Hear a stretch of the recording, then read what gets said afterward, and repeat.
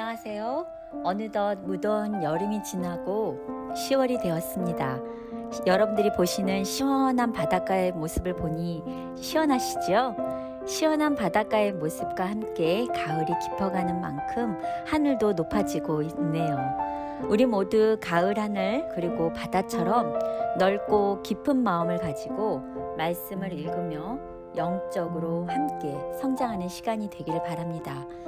이제 우리 모두는 새로운 교과 공부인 신명기를 공부하게 됩니다. 함께 공부함으로 신명기를 통해 많은 교훈을 발견하고 깨달음으로 그분의 명령을 잊지 말며 언약에 따라 주어진 하나님의 모든 계명을 순종함으로 하나님을 향한 사랑을 우리들의 매일의 삶에서 드러나기를 바랍니다. 제1과 신명기 서문. 안녕하십니까. 이번 2021년 사기는 우리 신명기를 공부를 다 같이 해보도록 하겠습니다. 오늘 이번 기의 총 주제는 무엇입니까? 신명기 속의 현대 진리. 신명기 속에 나타난 현대 진리, 신명기 속에 나타난 하나님의 사랑에 대해서 우리 다 같이 공부를 해볼 텐데요. 지금 여기 그림에 보시는 것처럼 이 두 사람이 나타나 있죠. 누군가라고 생각합니까? 모세와 또 우리들의 모습 아닐까요? 그러겠죠. 모세와 또 제2세대 혹은 오늘 우리의 모습입니다. 멀리 바라보고 있잖아요. 어디를 보고 있을까요? 바로 저 산 너머 허락하신 땅을 바라보고 있는 것 같습니다.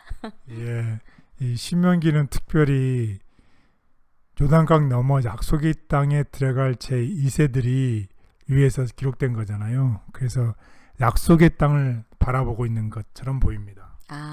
그렇군요.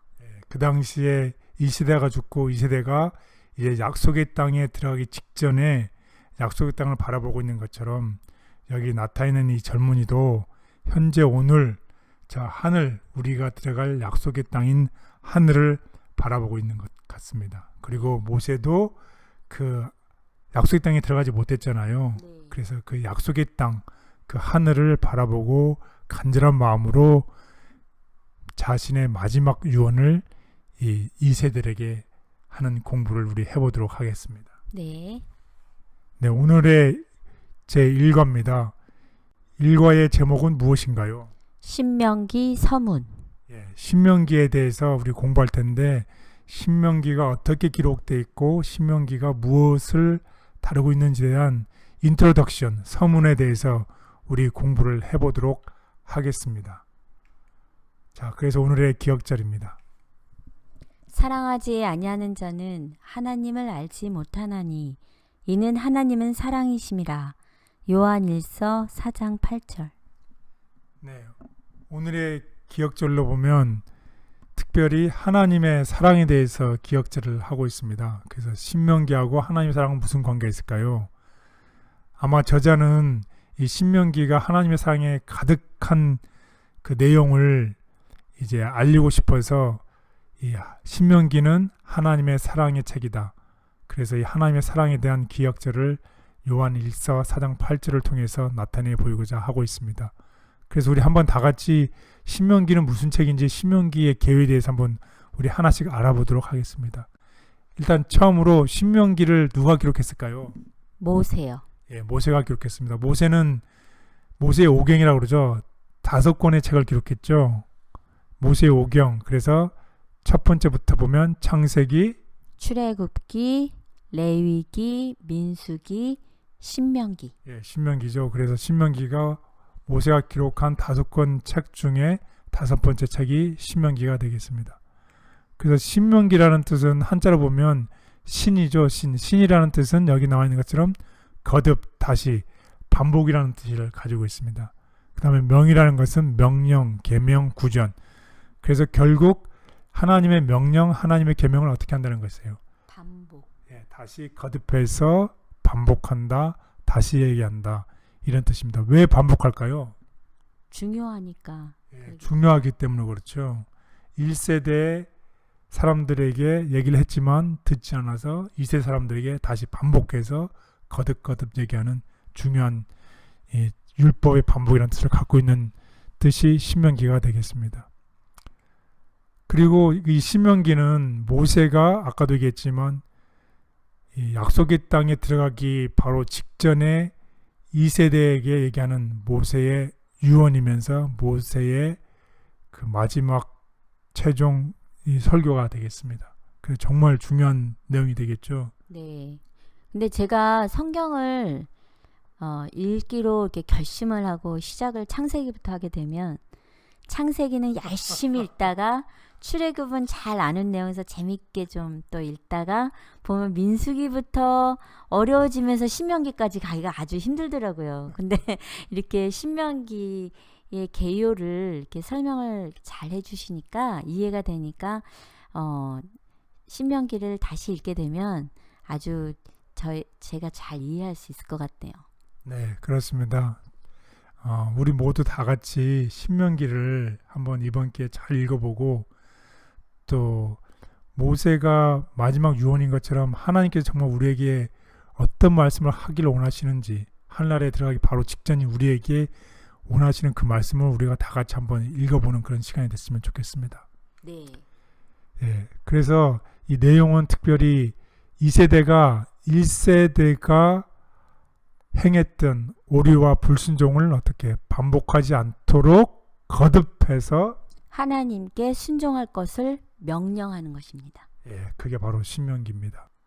네, 신명기의 내용을 좀 더 살펴보면 애굽을 떠나서 시내산에서 하나님과 이 이스라엘 백성들이 언약을 맺죠. 그래서 가나안 땅에 들어가야 되는데 곧장 들어가는 대신에 불순종했기 때문에 광야에서 40년을 방황하게 됩니다. 그런 40년을 살아가는 이스라엘 백성들에게 마침내 40년이 지나고 약속의 땅으로 건너갈 준비가 되어 있을 때에 모세는 이 신세대 앞에서 이제 고별 설계를 하게 되는 것입니다. 그때에 무엇이라고 얘기를 하냐면 하나님께서 너희를 위해 하신 일들을 잊지 말고 온 마음과 뜻을 다하여 하나님을 사랑하라고 하시는 그분의 명령을 잊지 말라. 네, 그렇습니다. 하나님께서 우리들에게 행하신 모든 일들을 잊지 말고 또 온 마음과 온 뜻을 다하여 하나님을 사랑하라고 하는 그 명령을 잊지 말라고 하는 것입니다. 정말 이스라엘 백성들에게 모세가 마지막으로 자기가 죽기 전에 하는 고언을 하는 거죠. 유언을 하는 것입니다. 그런 것이 신명기 내용이 되겠습니다. 그래서 오늘 우리가 꼭 기억해야 될 것은 다음과 같습니다. 언약에 따라 주어진 하나님의 모든 계명을 순종함으로 하나님을 향한 사랑을 드러내 보이도록 하거라. 네, 그렇습니다. 오늘 우리도 하나님의 모든 계명을 순종하고 하나님에 대한 사랑, 온 마음과 온 뜻과 온 정성을 다하여 주 너희 하나님을 사랑하라는 그 명령을 지키고 실천하는 우리 모두가 되기를 바라겠습니다. 아멘. 그래서 신명기를 통해서 우리가 얻을 교훈이 필요한 것입니다. 그 신명기는 유언, 설교 혹은 당부인데 누구에게 당부를 했을까요? 대상이 두 명이 있는데 대상 1, 대상 2, 그 다음에 당부의 내용이 있습니다. 그래서 여기에 대해서 우리 한번 알아보도록 하겠습니다. 당부에 대한 첫 번째 대상은 누구냐면 아까도 공부했지만 마침내 약속의 땅에 건너갈 준비를 하고 있는 이스라엘 백성들에게 당부하는 내용입니다.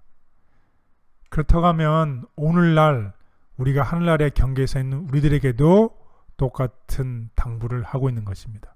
그래서 정말 우리에게 중요한 내용입니다. 그 내용은 무엇일까요?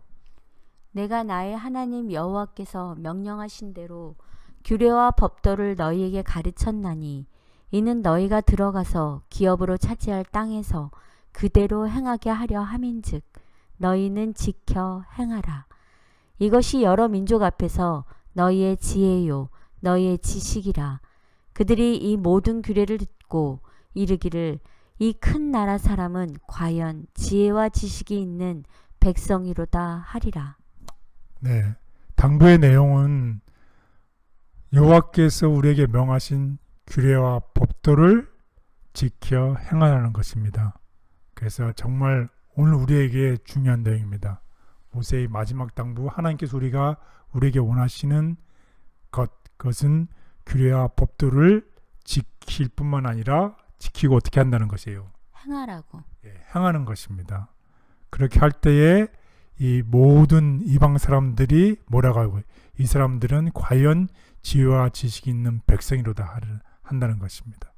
자, 그리고 이 신명기를 통해서 또 중요한 사실은 뭐냐면, 예수님께서 이 3번의 시험을 받으셨잖아요. 그 3번의 시험을 성경 말씀으로 이기셨는데, 그 성경 말씀이 신명기에 있는 말씀을 인용하셨다는 것이에요. 그만큼 신명기는 중요하다는 것입니다. 그래서 한번 거기에 대해서 알아보도록 하겠습니다. 예수님께서 시험을 받으셨는데, 첫 번째 시험은 40일 금식을 하고 굶주림이 극에 달한 예수님에게 돌로 빵을 만들어 줄인 배를 채우라는 것이었습니다. 그게 첫 번째 시험이었죠. 그리고 또 두 번째 시험은 어떤 것이었나요? 사단이 예수님을 예루살렘 성전으로 데리고 가서 성전 꼭대기에서 예수님을 세웁니다. 그게 두 번째 시험이었죠. 그리고 또 세 번째 시험이 있었는데, 사단이 예수님을 아주 높은 산으로 데려가는 것으로 시작합니다. 이런 3가지 시험을 이 사단이 예수님께 주셨어요. 그런데 이 3가지 시험에 대해서 예수님께서 이 시험을 물리셨는데 바로 신명기를 인용하셨다는 것이에요. 첫 번째 시험에 대해서는 신명기 8장 3절에 나올 말씀으로 이기셨어요. 너를 낮추시며 너를 줄이게 하시며 또 너도 알지 못하며 내 조상들도 알지 못하던 만나를 내게 먹이신 것은 사람이 떡으로만 사는 것이 아니요 여호와의 입에서 나오는 모든 말씀으로 사는 줄을 내가 알게 하려 하심이니라. 네, 그렇습니다. 이 40일 동안 금식하신 예수님께 시험했을 때 예수님께서 대답하신 말씀이시죠. 신명기 8장 3절. 사람이 떡으로만 살 것이 아니라 아니요 하나님의 입에서 나오는 모든 말씀으로 사는 줄을 내가 알 것이니라. 이게 첫 번째 예수님께서 신명기를 인용하셨어요. 두 번째 시험에서는 다음과 같이 예수님께서 대답하셨어요. 너희가 마사에서 시험한 것 같이 너희의 하나님 여호와를 시험하지 말고. 주 너희 하나님을 시험하지 말라는 신명기 6장 16절의 말씀을 인용하셔서 두 번째 시험도 물리치셨습니다. 세 번째 시험에서는 또 다음과 같이 6장 13절을 인용하셨어요. 내 하나님 여호와를 경외하며 그를 섬기며 그의 이름으로 맹세할 것이니라. 네, 하나님 여호와를 경외하라고는 6장 13절의 말씀을 인용하셨어요. 결국 예수님께서는 신명기를 어떻게 하셨을까요? 정통하셨죠. 정말로 신명기를 사랑하셨을 거예요. 마찬가지로 우리도 어떻게 해야 되겠습니까? 신명기를 잘 배우고 기억해서 우리가 어려운 일이 있을 때 하나님이 이용하셨던 것처럼 우리도 말씀으로 우리가 사단을 이겨야 되겠네요. 네, 그렇습니다. 그래서 신명기가 중요한 것입니다. 그래서 우리 한번 신명기로 공부를 잘 해야 되는 이유입니다. 저희가 예수님이 광야에서 시험 받았던 이야기는 저희가 잘 알고 있는데 그 시험 과정에 하나님께서 이렇게 신명기를 인용하셨다는 말은 저는 처음 듣네요.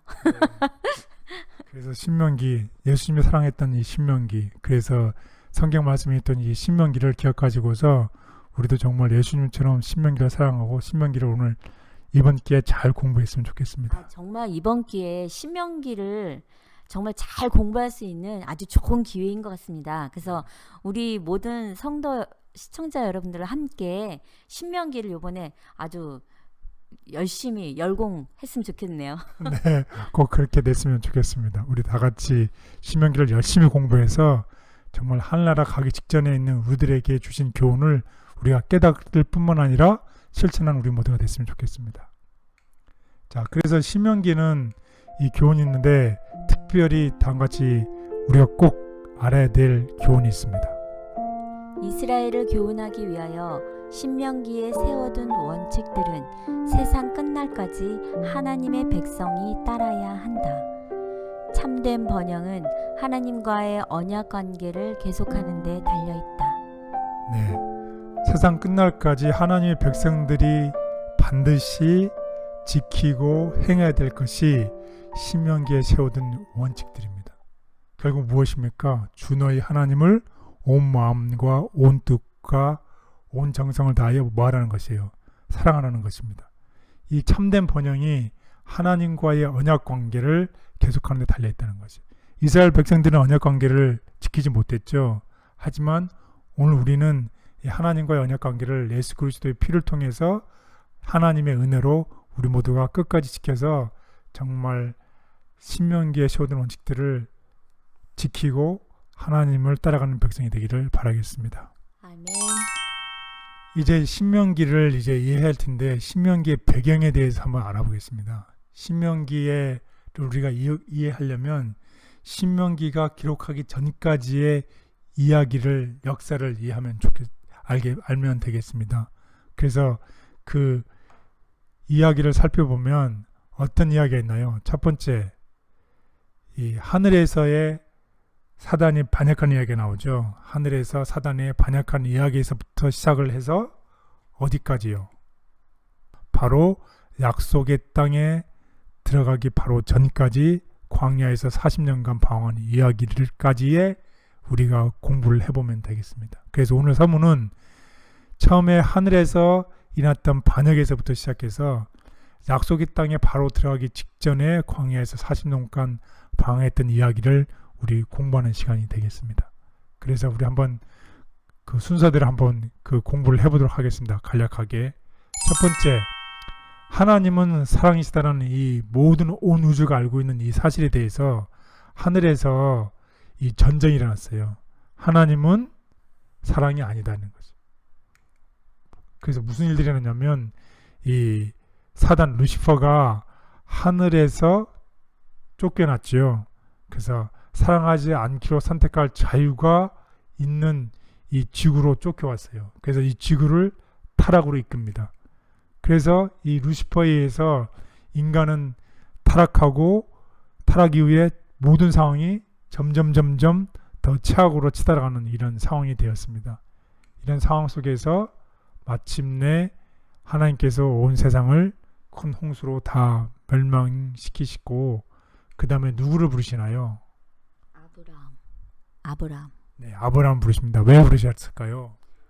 복음을 온 세상에 전하게 하기 위해서? 네, 그렇습니다. 하나님의 잃어버린 그 지식을 간직하고 구원의 계획을 온 세상에 전하기 위해서 아브라함을 부르셨습니다. 그리고 난 다음에 아브라함에서부터 이 모세까지 이어지죠. 믿음의 노력들이. 그리고 이스라엘 백성들이 이 애굽에서 출애굽하는 구원해 내신 하나님께서 이제 이스라엘 백성들에게 십계명을 주시고 언약을 맺게 되죠. 그리고 이런 언약을 맺었음에도 불구하고 하나님이 시내산에서 언약을 맺는데 바로 보이는 그 시내산에서부터 반역이 시작됐습니다. 그래서 하나님과의 언약을 불순종함으로 인해서 또 반역함으로 인해서 결국은 이스라엘 백성들이 어떻게 됐다는 것이에요.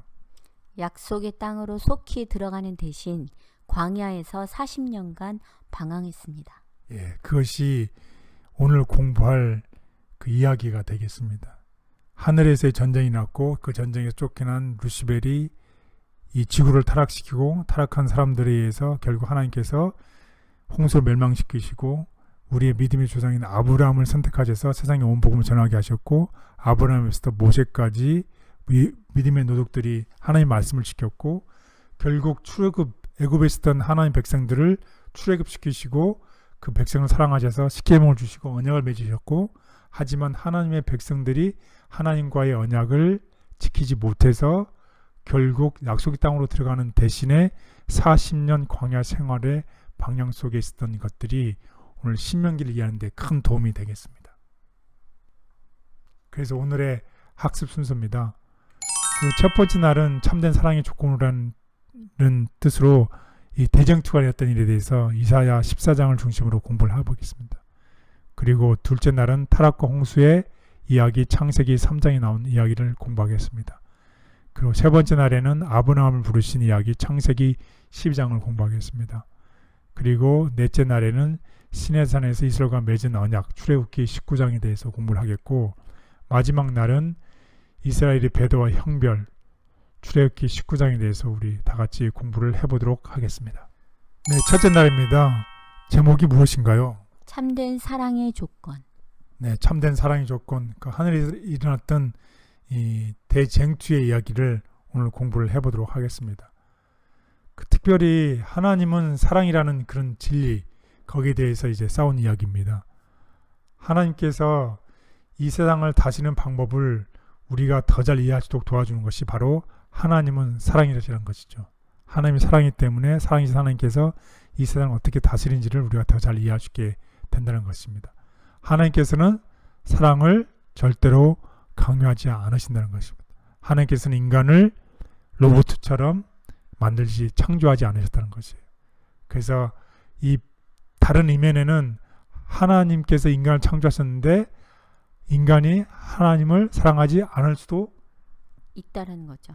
그게 결국 자유의지죠. 선택을 주셨다는 것이죠. 하나님께서 선택을 할 수 있도록 하나님을 창조하셨다는 거죠. 하지만 하나님의 본질은 사랑이라는 것입니다.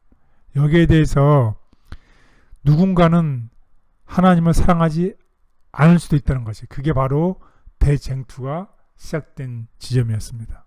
그래서 사랑할 수 있는 능력을 가진 자로서 루시퍼는 참된 도덕적 자유를 가지고 있었고 모든 아름다운 것이 주어졌음에도 불구하고 욕심을 부렸습니다. 그래서 반역을 일으키고 하늘 천사 3분의 1이 하나님을 대항하게 되고 전쟁에서 하늘에서 지고 이 땅 지구로 쫓겨난 이야기가 기록되어 있습니다. 그래서 참 불행하지만 이 참된 사랑의 조건, 하나님께서 자유를 주셨는데 그것을 하나님의 사랑이라는 것에 대해서 반역해서 결국 대쟁투가 하늘에서 일어났고 여기에서 진 이 루시퍼가 이 모든 것이 주어졌음에도 불구하고 결국 내가 하나님처럼 하려고 하다가 지구로 쫓겨난 이야기를 우리 공부를 했습니다. 사랑이 진짜 사랑이 되기 위해서는 자유로운 선택이 가능해야 함을 알고 계셨던 하나님께서는 위험을 감수하고서도 자유의지를 허락하셨다. 이성적인 경배만 받으시는 하나님. 하나님께서는 당신의 피조물들의 의사를 강제하지 않으신다. 그는 참 마음과 이성적으로 하지 않는 경배는 받으실 수 없다. 다만 억지로 굴종하는 것은 마음과 품성의 진정한 개발을 방해할 것이요 사람으로 한갓 자동 인형이 되게 할 것이다. 이것은 조물주의 뜻이 아니다. 그는 당신의 뜻을 우리 안에서 이루시기 위하여 우리 자신을 당신께 바치기를 청하신다. 참된 사랑의 관계를 위하여 제게 자유의지를 허락하시고 먼저 사랑을 베풀어 주신 하나님께 감사드립니다. 그 사랑의 의미를 머리로 이해할 뿐 아니라 가슴으로 느끼며 하나님께 반응하는 그리스도인이 되게 하여 주시옵소서. 아멘.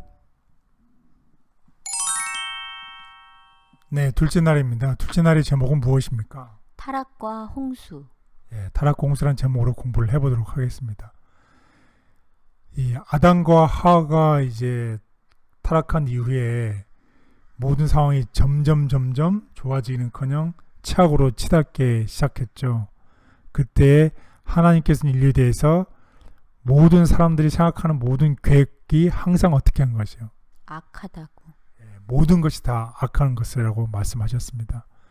그리고 생각이 악했기 때문에 그들의 행동 역시 악했겠죠. 그렇죠. 그래서 그 결과로 하나님께서는 온 세상을 큰 홍수로 멸망을 시키셨습니다. 그래서 하나님께서는 그런 이후에 그들의 언어를 혼란스럽게 하셨을 뿐만 아니라 타락한 인류를 지구 곳곳으로 흩으셨죠. 이 사람들이 홍수에 바벨탑을 건설하려고 했기 때문에 하나님께서 언어를 혼잡하게 하셨고 타락한 인류를 지구 곳곳으로 흩으셨습니다. 이런 정말 안 좋은 상황이 계속 반복해 있습니다. 하지만 그런 가운데서도 슬픈 역사 속에서도 변함없는 하나님의 사랑. 사랑은 반복이 되어 있었죠. 그래서 하나님께서는 다음과 같이 우리에게 늘 말씀하십니다. 여호와께서 말씀하시되 오라 우리가 서로 변론하자. 너희의 죄가 주홍 같을지라도 눈과 같이 희어질 것이요 진홍같이 붉을지라도 양털같이 희게 되리라. 너희가 즐겨 순종하면 땅의 아름다운 소산을 먹을 것이요 너희가 거절하여 배반하면 칼에 삼켜지리라. 여호와의 입의 말씀이니라. 네, 하나님께서는 이런 우리가 배역의 역사를 계속 살아가지만 그런 가운데서도 늘 하나님께서 우리에게 사랑의 말씀으로 늘 메시지를 보내주셨죠. 이사야를 통해서 여기 보는 것처럼 돌아오라 돌아오라 이렇게 계속 우리에게 말씀하시죠. 그래서 인간들에게 하나님을 사랑하지 않을 자유를 허락하신 하나님께서는 우리가 잘못된 길에서 돌이켜서 다시금 하나님과의 사랑의 관계 속에서만 느낄 수 있는 행복을 경험하게 되기를 원하십니다. 그렇습니다. 우리가 비록 하나님에서 멀리 떠나가 있지만 하나님께서 우리를 다시 초청하시고 우리가 행복을 경험할 수 있는 유일한 길은 뭐냐면 하나님과의 관계, 사랑의 관계를 우리가 회복하는 것입니다. 우리가 하나님께 돌아갔을 때 우리가 행복하게 된다는 것을 꼭 기억하게 되시길 바라겠습니다. 루시퍼를 하늘에서 쫓겨나게 한 법칙이 지구상에 사는 인간들에게 똑같이 나타나게 되었고 그로 인해 하나님께서는 이 세상을 홍수로 재창조하셨다. 하나님을 떠난 결과 바벨탑 건축자들은 하나님께 대한 불평의 정신에 빠졌다. 아담에게 베푸신 그분의 긍휼과 노아와 맺으신 그분의 은혜로운 언약을 기억하면서 감사하기는커녕 그들은 최초의 부부를 에덴에서 추방하시고 세계를 홍수로 멸망시킨 하나님의 가혹하심에 대하여 불평하였다. 사람이 하나님을 떠났을 때 공의, 순결, 사랑 등과 같은 하나님의 속성들은 압박, 폭력, 잔인에 밀려났다.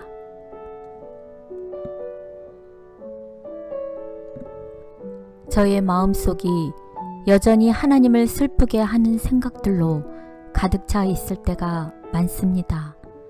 하나님의 은혜를 힘입어 새로운 마음을 가지고 하나님을 기쁘시게 하는 삶을 살고 싶습니다. 그렇게 할 수 있는 믿음과 능력을 허락하여 주시옵소서. 아멘. 네, 세 번째 날입니다. 제목이 무엇인가요? 아브람을 부르심. 네, 아브람을 부르는 이야기가 나옵니다. 이야기는 아브람을 향한 부르심은 창세기 12장에서 처음으로 등장하지요. 네, 그렇습니다. 창세기 12장에서 처음으로 아브람을 부르는 이야기가 나옵니다. 아브람을 부르는 이유는 복음을 온 세상에 전하게 하기 위한 것이라고 우리 네, 맞습니다. 하나님이 세상을 사랑하기 때문에 이 세상에 복음을 온 세상에 전파하기 위해서 아브람을 부르셨죠. 그리고 창세기의 대부분 이야기는 그의 문제 많은 후손들이 누구나 관계없이 다 어떻다는 것이에요. 문제투성이에요. 그런 가족관계에 있음에도 불구하고 하나님께서는 그런 문제 있는 사람들 통해서 하나님의 약속이 이루어지는 장면을 기록하고 있습니다. 그래서 그 이야기는 마침내 결정적인 전환점 모세를 부르는 장면까지 이르게 되지요. 그래서 무지와 잘못이 넘치고 참된 진리에 대한 하나님에 대한 지식이 부족한 고이 만연한 이 세상 가운데에서 하나님께서는 한 백성, 그분의 백성 아브라함의 자손을 애굽에서 불러내셨죠. 그 이유는 무엇이었을까요? 이 이스라엘 백성들을 통해서 세상의 온 백성을 구원하고자 하는 하나님의 계획 때문에 아브라함의 자손을 애굽에서 불러내셨습니다. 그래서 하나님께서 그들을 통해 여호와 하나님에 관한 지식과 구원의 계획에 관한 진리를 보존하실 뿐만 아니라 그 지식을 온 세상에 전하고자 하셨다. 네, 그렇습니다. 하나님께서는 이 죄악이 만연한 세상 가운데 살고 있지만 이스라엘 백성을 통해서 하나님에 관한 지식과 구원에 관한 지식을 보존하고 그것을 온 세상에 전하고자 하셨던 것입니다. 마찬가지로 바로 오늘 우리에게도 똑같은 사명과 부르심이 있습니다. 하나님께서는 남은 무리로 우리를 부르시고 우리에게 마지막 은혜의 초청을 세상에 전하라고 명령하십니다. 누구도 대신할 수 없는 그 일에 우리를 부르심으로 다시 오실 주님의 길을 예비하도록 하셨습니다. 이스라엘 백성들의 실패가 우리의 삶 속에서 반복되지 않도록 깨어 기도하며 하나님의 뜻에 순종함으로 맡겨진 사명에 충성하는 재림 성도들이 되어야 합니다. 네, 그렇습니다. 하나님께서 아브라함을 부르신 것처럼 오늘 우리도 하나님께서 우리를 부르셨습니다. 왜냐하면 우리가 깨어서 기도하며 하나님의 뜻에 순종함으로 우리에게 맡겨진 그 사명, 콜링이라고 그러죠. 이 콜링을 우리가 최선을 다해서 세상에 전하라는 명령을 우리에게 하십니다. 우리 모두 다 이 사명에 감당하고 또 하나님의 뜻에 충성을 다하는 우리 모두가 될 수 있도록 우리가 기도하며 깨어 살게 되는 우리 모두가 되기를 바라겠습니다. 아멘. 하나님께서 아브라함을 부르신 이후로 계속해서 당신의 백성들을 통해 약속을 이루어 가신 이유는 그들을 온 세상을 향한 복음의 통로로 사용하시기 위함이었다. 진리로 거룩하게 된 신자들의 특성. 여호와께서 아브라함을 택하셨을 때 그 목적은 그로 하여금 단순히 하나님의 특별한 친구가 되게 하는 것으로 그치지 않고 당신께서 만민에게 주고자 하시는 특권을 전하는 통로가 되게 하기 위한 것도 있었다. 진리로 거룩함을 입은 그리스도인들은 세상을 처참한 도덕적 부패로부터 보존하는 구원의 특성을 소유하게 될 것이다. 저에게 부족함이 많지만 하나님께서 저를 사용하여 이루고자 하시는 계획이 있음을 깨닫게 하시니 감사합니다. 마지막 시대를 살아가는 남은 무리의 일원으로서 맡겨진 사명을 기억하고 그 사명에 충실할 수 있도록 준비시켜 주시고 사용해 주시옵소서. 아멘. 네, 넷째 날입니다. 신의 산에서 맺은 언약이라는 제목으로 우리 공부를 다 같이 해보겠습니다. 우리 먼저 이 출애굽기 19장 4절에서 8절에 있는 내용을 우리 다 같이 보도록 하겠습니다. 내가 애굽 사람에게 어떻게 행하였음과 내가 어떻게 독수리 날개로 너희를 업어 내게로 인도하였음을 너희가 보았느니라. 세계가 다 내게 속하였나니 너희가 내 말을 잘 듣고 내 언약을 지키면 너희는 모든 민족 중에서 내 소유가 되겠고 너희가 내게 대하여 제사장 나라가 되며 거룩한 백성이 되리라. 너는 이 말을 이스라엘 자손에게 전할지니라. 모세가 내려와서 백성의 장로들을 불러 여호와께서 자기에게 명령하신 그 모든 말씀을 그들 앞에 진술하니 백성이 일제히 응답하여 이르되 여호와께서 명령하신 대로 우리가 다 행하리이다. 모세가 백성의 말을 여호와께 전하매. 네, 여기 출애굽기에 보면 세계가 다 내게 속하였으니 너희가 내 말을 잘 듣고 내 언약을 지키면 너희는 모든 민족 중에 내 소유가 되겠고 또 거룩한 제사장 나라가 되고 거룩한 백성이 되라고 하나님께서 말씀하셨습니다. 하지만 이스라엘 백성들이 이 언약을 지키지 못했죠.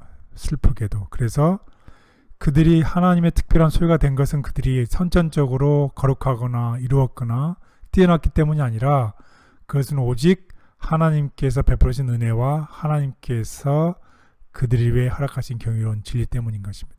마찬가지로 오늘 우리를 하나님께서 부르신 이유도 우리가 뛰어났기 때문에 하나님께서 부르신 것이 아니라 하나님의 은혜 때문에 우리가 선택을 받았다는 것을 꼭 기억하시면 좋겠습니다. 그래서 그 진리는 그들이 순종할 뿐만 아니라 왕같은 제사장으로서 온 세상에 전해야 될 것이었죠. 하나님의 복음을 전해야 될 것이었습니다. 그리고 하나님께서는 그들에게 십계명을 주시고 그것을 피로 비준하셨고 그 언약서를 가져다가 백성들에게 낭독하여 듣게 했습니다. 그때 모든 백성들은 다시 한번 여호와의 말씀을 순종하겠다고 선언했습니다. 하지만 그렇게 지켜지지 못했죠. 슬프게도. 참 슬픈 역사입니다. 우리는 이와 같이 반복되지 않도록 우리가 하나님의 말씀을 굳게 붙잡는 우리 모두가 됐으면 좋겠습니다. 아멘. 위대한 능력으로 이스라엘 백성을 애굽에서 구원해 내신 하나님께서는 그들과 언약을 맺으시고 그들이 지켜야 할 언약의 조항으로 십계명을 주셨다. 보배로운 백성. 이스라엘 사람들은 노예 민족으로부터 만왕의 왕의 특수한 보배로운 백성이 되어 모든 민족들 위에 뛰어나게 되었다. 하나님께서는 그들에게 신성한 임무를 맡기기 위하여 그들을 세상으로부터 분리하셨다. 그분은 그들을 당신의 율법의 수호자로 삼아 그들을 통하여 사람들 가운데 그분 자신에 관한 지식을 보존하시고자 하셨다. 오늘도 세상의 여러 위험 속에서 저희를 지켜주시며 그리스도의 피로 우리를 구원해 주시겠다 약속해 주시니 감사합니다. 이 귀한 구원의 선물을 놓치지 않고 끝까지 순종함으로 하나님과의 언약 관계 속에서 살게 해 주시옵소서. 아멘. 네, 다시 날입니다. 배도와 형별이라는 제목으로 우리 공부를 해보도록 하겠습니다. 아까 말씀드렸지만 여호와께서 이렇게 제안했을 때 이스라엘 백성들은 뭐라고 이렇게 대답을 했나요? 여호와께서 명령하신 대로 우리가 다 행하리이다. 이렇게 이스라엘 백성들이 얘기를 했죠. 이 말을 했을 때 분명히 이 사람들이 거짓말이 아닌 진심으로 했겠죠. 진심을 담아 말을 했음이 분명했지만 불행히도 역사는 그들의 말과 행동이 일치하지 않았음을 보여줍니다. 슬픈 역사지만 우리가 정말 그 당시에는 내가 진심을 다해서 말을 했지만 그 행동이 따르지 않는 그런 역사를 보게 됩니다. 저도 가끔 신앙을 하면서 진심을 담아서 하나님께 고백할 때가 있거든요. 근데 시간이 지나면서 그게 일치하지 않아서 실망할 때가 저도 스스로가 있어요. 그렇죠. 모든 사람이 다 그렇죠. 베드로도 예수님을 부인하지 않겠다고 한 그 말은 정말 진심이었죠. 그렇지만 결국 부인하게 되잖아요. 그런 인간이 연약하기 때문에 그런 삶을 살게 되지요. 그래서 하나님의 은혜가 필요한 것입니다. 그래서 그들은 선택받은 민족으로서 아무 조건 없이 하나님과 언약에 들어가게 됐지만 결국 한 가지로 요약되는 그들의 편에서 지켜야 할 일을 지키지 않았다. 그래서 언약이 깨졌습니다. 그래서 하나님과 맺었던 시내산이 보이는 그곳에서부터 반역이 슬프게도 시작이 되었습니다. 안타깝게도 그들의 불충실함은 일상이 되어버린 듯 했고 그로 인해 약속의 땅으로 속히 들어가는 대신 광야에서 40년간 방황하게 되었다. 네, 그렇습니다. 이런 안타까운 사실이 있습니다. 그래서 이런 불순종은 그때나 지금이나 하나님께서 우리에게 주시는 말씀을 신뢰하지 않을 때 그 결과로 나타나게 된다는 것입니다. 그들이 제가 더 심각했던 이유는 하나님께서 말씀하신 것처럼 그들 모두가 내 영광과 애굽과 광야에서 행한 내 이적을 보고서도 이같이 10번이나 나를 시험했기 때문이었다. 바로 눈으로 직접 목격을 했지만 그런 이적을 봤지만 하나님을 10번이나 시험했기 때문이라는 것입니다. 그들이 지금껏 보고 경험한 그 모든 것에도 불구하고 하나님께서 베풀어 주신 모든 은혜에도 불구하고 눈으로 목격했음에도 불구하고 또한 성공에 대한 약속이 주어졌음에도 불구하고 그들은 하나님의 말씀에 순종하기를 거부했으며 약속된 땅을 차지하기를 거부했습니다. 우리도 이와 미친 경험을 하면 안 되겠습니다. 하나님께서 모든 것이 다 주어졌음에도 불구하고, 하나님을 충분히 아는 지식이 있음에도 불구하고, 하나님을 전할 기회가 있음에도 충분히 불구하고 그들이 그 말씀에 순종하기를 거부했다는 것입니다. 그래서 성경은 우리를 향한 하나님의 신실하시에 대한 기록으로 가득 차 있습니다.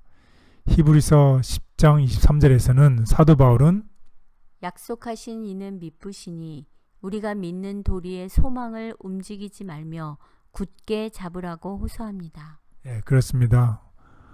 우리가 믿는 하나님은 미쁘시기 때문에 우리가 믿는 도리의 소망을 움직이지 말고 굳게 잡는 우리 모두가 됐으면 좋겠습니다. 하나님과 나누는 깊은 관계 속에서 흔들리지 않는 믿음으로 우리의 모든 짐을 그분 앞에 가져오면 결코 실패하지 않는 하나님의 약속이 우리의 삶을 통해 이루어질 것입니다. 예, 그렇습니다. 우리가 하나님의 약속이 우리의 삶을 통해서 이루어지려면 우리가 흔들리지 않는 믿음으로 우리가 항상 하나님과 깊은 관계를 갖게 될 때에 이러한 삶이 하나님의 약속이 우리의 삶을 통해서 이루어진다는 것을 기억하면 좋겠습니다. 그래서 이스라엘 백성이 40년 동안 가나안에 들어갔었다는 하나님의 선포는 모세와 아론과 물롯, 갈렙과 유호수에게는 참으로 쓰라린 실망이었습니다. 하지만 그들은 한마디의 불평도 없이 하나님의 뜻을 받아들였습니다. 그러나 그들에 대한 하나님의 처사를 불평하고 애굽으로 돌아가겠다고 하던 사람들은 그들이 멸시하던 축복들이 저들로부터 거두어졌을 때에 울며 크게 슬퍼하였습니다. 그들은 까닭없이 불평하였으니 하나님께서 그들에게 울 이유를 주셨습니다. 만일 그들이 자기 앞에 그대로 놓여있는 그들의 죄를 슬퍼했더라면 이런 선고는 내리지 않았을 것이었습니다. 그러나 그들은 재앙에 대하여 슬퍼하고 그들의 슬픔은 회개가 아니었으므로 그들에게 내린 선고를 역전시킬 수 없었습니다. 네, 참 슬픈 이야기입니다. 이스라엘 백성들이 40년 동안에 가나안에 들어갈 수 없었던 것은 결국 그들이 불순종했기 때문입니다. 오늘 우리는 마찬가지로 이스라엘 백성들이 요단강 너머에 가나안 땅에 들어갈 준비가 되어 있는 그 정점에 서 있는 것처럼 우리는 이제 하늘 본향을 향해서 들어갈 정점에 서 있습니다. 우리는 이스라엘 백성들과 같이 동일한 반복되는 불순종을 하는 대신에 우리의 믿는 도리인 우리 예수 그리스도를 믿음으로 굳게 붙잡아 우리 모두 다 같이 하나님의 뜻을 이 땅에 이루고 복음을 전하는 우리 모두가 되기를 간절히 바라겠습니다. 아멘. 하나님의 기적적인 구원을 경험했음에도 그분의 말씀을 신뢰하지 않은 이스라엘 백성들은 약속의 땅에 곧장 들어가는 대신 40년간 광야에서 방황하게 되었다. 우리를 이 세상에 남아있게 하는 죄악들, 불신, 불평 및 반역이 40년 동안이나 고대의 이스라엘 백성이 가나안 땅에 들어가지 못하도록 길을 막은 것이었다. 동일한 죄들이 현대 이스라엘 백성들을 하늘 가나안에 들어가지 못하도록 지연시키고 있다. 주님의 백성이라고 공언하는 자들 가운데 있는 불신, 세속적인 욕망, 비헌신적인 정신 및 신자들 간에 있는 다툼이 죄와 슬픔으로 가득 찬 이 세상에 우리들을 오랫동안 남아있게 하는 것이다. 하나님의 기적과 같은 돌보심과 인도하심을 날마다 경험하면서도 그것을 제대로 깨닫지 못하고 여전히 하나님 멀리에서 방황하는 저의 모습을 불쌍히 여겨주시고 믿음의 눈을 열어 하나님의 하나님 되심을 보고 순종하게 도와주시옵소서. 아멘. 네, 오늘 공부의 요약을 하겠습니다. 첫 번째는 하나님께서는 하나님을 향한 우리의 사랑이 강요되지 않는 참된 사랑이 되기를 원하시며 우리 모두에게 자유의지를 또 자유의 선택의 의지를 허락하셨습니다. 두 번째는 비록 그 결과는 안타까웠지만 하나님께서는 인류 구원을 위한 계획을 수립하시고 그 계획을 이루기 위해 선택받은 백성들에게 역사하셨습니다.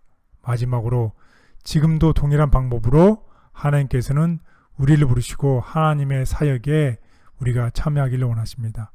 오늘 우리 모두가 하나님께서 이스라엘 백성들에게 맺은 언약을 통해서 이 온 세상을 구원하기를 원하셨던 그런 구원의 계획을 오늘 살아가는 우리들에게도 동일하게 적용하고 우리를 부르고 계십니다. 우리가 이런 하나님의 부름에 응답하시고 하나님의 사역에 참여하는 우리 모두가 되기를 간절히 바라겠습니다. 감사합니다. 오늘 신명기 서문을 통해서 이스라엘 백성들의 삶 가운데서 안타까운 역사가 반복되었던 이유가 무엇이었는지 우리가 함께 깨닫는 시간이 되었습니다. 참된 사랑을 바탕으로 한 자발적인 순종을 기대하시는 하나님의 마음을 느껴보셨나요? 우리 모두 이스라엘 백성들의 실수를 반복하지 않기 위해 우리 다가온 한 주 또 열심히 믿음 안에 굳게 서시는 여러분들이 되시길 바라고, 또 과거의 이스라엘 백성들과 같은 똑같은 길을 가지 않기 위해 다른 길을 우리가 선택하며 믿음으로 승리하는 여러분들의 삶과 또 저의 삶이 되기를 간절히 바라겠습니다. 감사합니다. 건강하시고 행복하세요.